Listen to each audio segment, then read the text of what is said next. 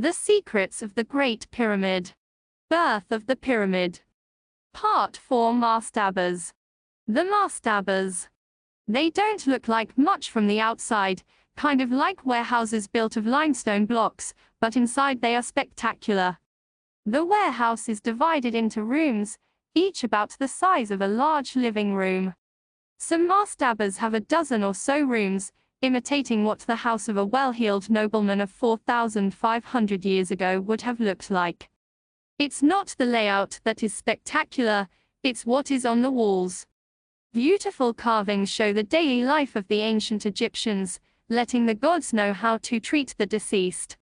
If a man liked duck hunting in the marshes, there he is on the wall, standing in his papyrus skiff, flinging his throw stick at a duck.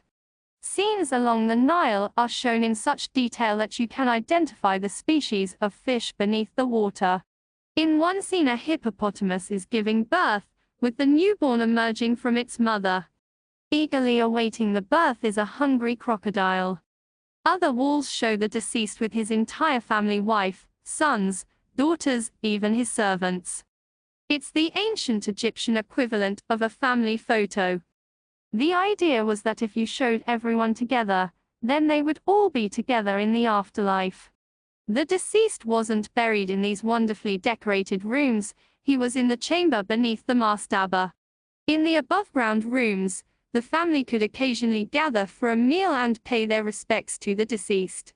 The Egyptians had a saying, to say the name of the dead is to make him live again, and that's just what would happen in these rooms.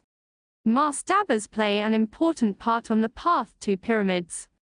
From Ginger's humble burial in sand to the chapels of the noblemen of Egypt's Old Kingdom, there is no great conceptual leap, merely an obvious progression.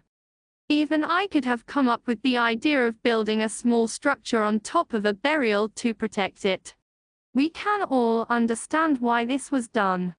Jean-Pierre was wrestling with a step, quite a bit farther down the road, a step that was, indeed, a quantum leap. To me his internal ramp theory seemed brilliant, but I'm not a pyramid expert. I knew that if this unknown architect from Paris was going to be taken seriously, he needed the support of a real pyramid expert.